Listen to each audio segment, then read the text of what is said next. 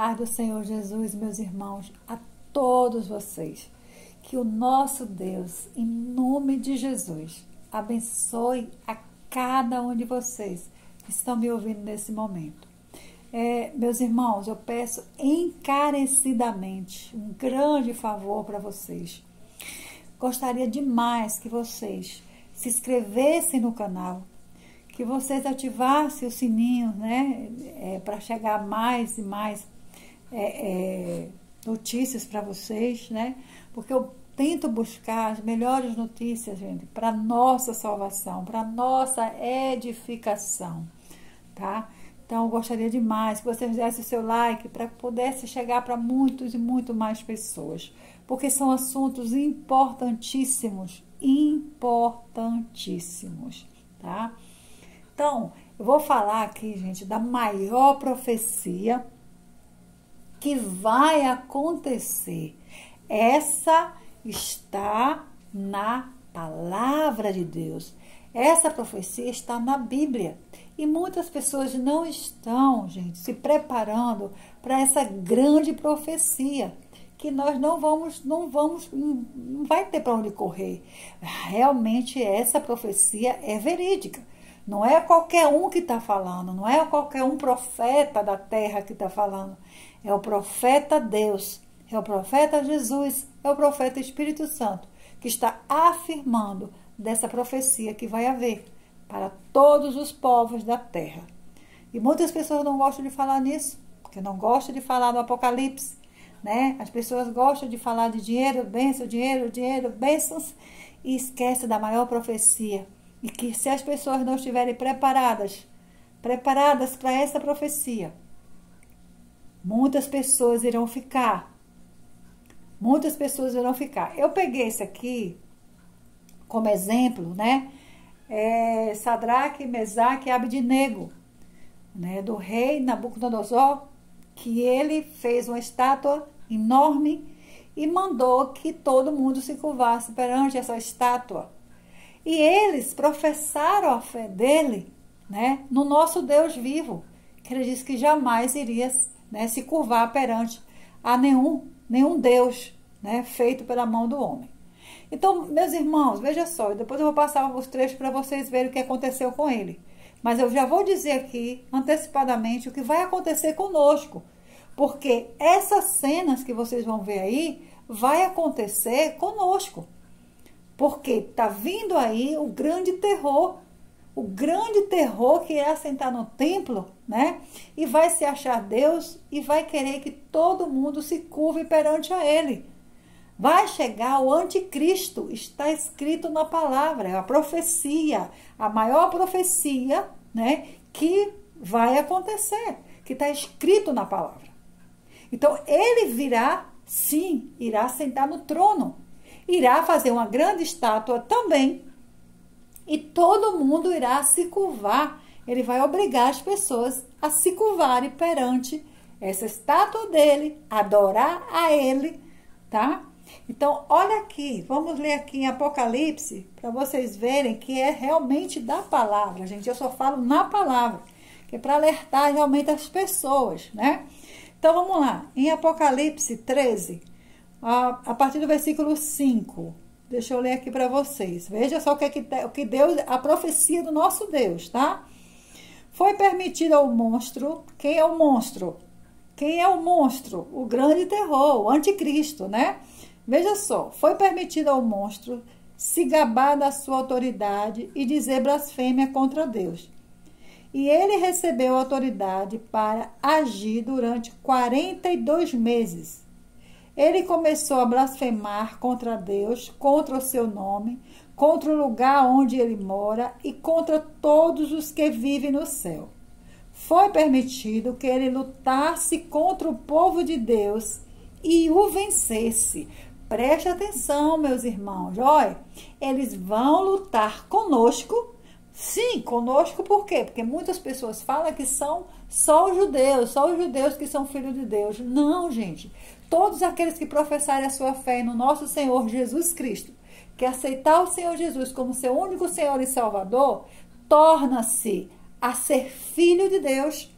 Então, essa profecia aqui é para os filhos de Deus, é para as pessoas de Deus. São para as pessoas, gente, que o seu nome já está escrito no livro da vida, mesmo antes da consumação do mundo, né? E aqui mesmo na palavra vocês vão ver que não é delírio da minha cabeça, né? Então, as pessoas de Deus são aquelas pessoas que desde a consumação do mundo, o nome delas já está escrito no livro da vida. Então, não são só os judeus, né? Então, são as pessoas que professaram a sua fé no nosso Senhor Jesus Cristo. Então, vamos lá. E também recebeu autoridade sobre todas as tribos, nações, línguas e raças.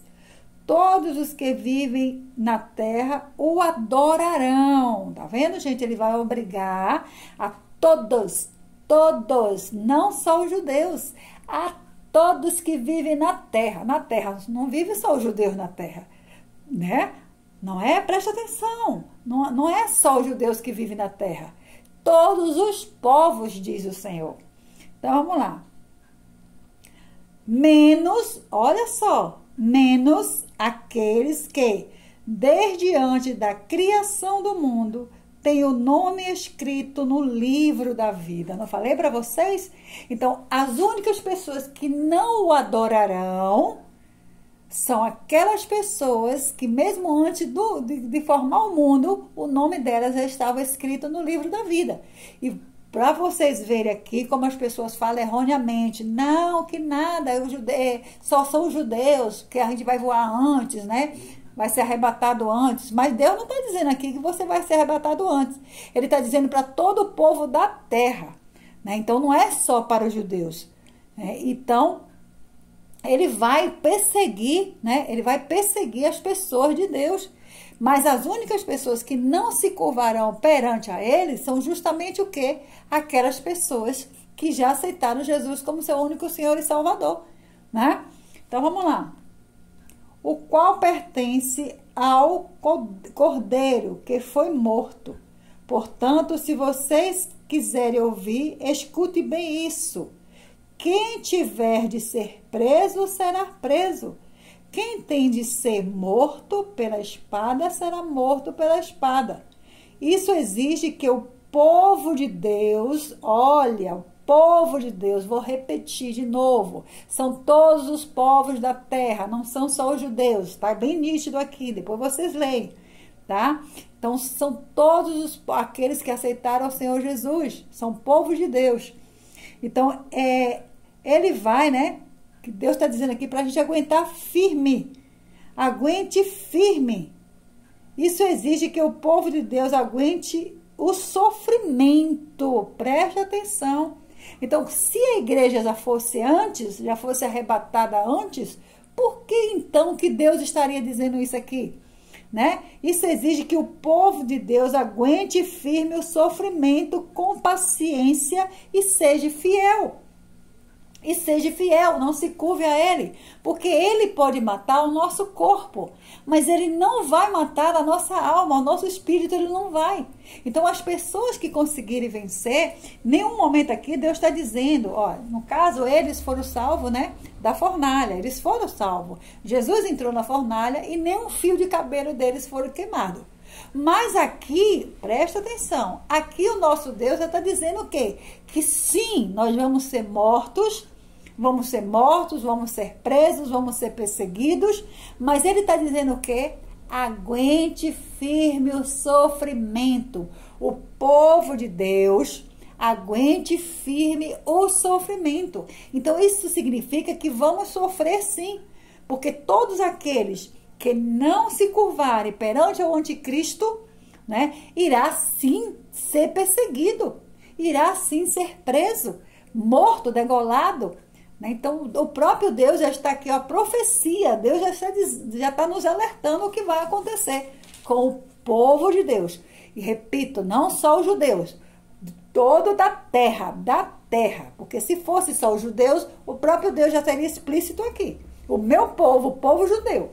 Ele não está dizendo isso, o povo da terra. Então, se eu vivo na terra, né, e se eu aceitei Jesus como meu único Senhor e Salvador, então eu me considero, né, povo de Deus. Então, vamos lá. Aqui em Apocalipse, continua em Apocalipse 13, né? No versículo 16, olha só, preste atenção, gente. Ele obrigou a todas as pessoas, olha, a todas as pessoas. Não está especificando aqui que ele obrigou aos judeus, né? Ele não está especificando aqui, ele está dizendo o quê? A todas as pessoas. Então, a todas as pessoas do mundo, a todas as pessoas da terra, né? Ele obrigou todas as pessoas importantes e humildes, ricas e pobres, escravas e livres, a terem um sinal na mão direita ou na testa. Ninguém pode comprar ou vender a não ser quem tivesse esse sinal, isto é, o nome do monstro ou o número do nome dele. Então, vamos ver aqui agora, no 20, o que vai acontecer? Olha, Sadraque, Mesaque e Abednego, né, entrou na fornalha ardente e nem um fio de cabelo deles foi queimado, né? E eles nem saíram nem sequer com um fedor de fumaça. E olha o que vai acontecer conosco, aquelas pessoas que não irão se curvar perante ao anticristo, né? Perante ao homem da desolação. Olha o que vai acontecer conosco. Primeiro, Deus disse o quê? Que é para nos prepararmos. Por quê? Porque vai ser preso, vai ser perseguido, né? Vai ser morto, né? Ele está dizendo aqui explicitamente que vai acontecer isso. Que a gente, mas é o quê que ele está dizendo?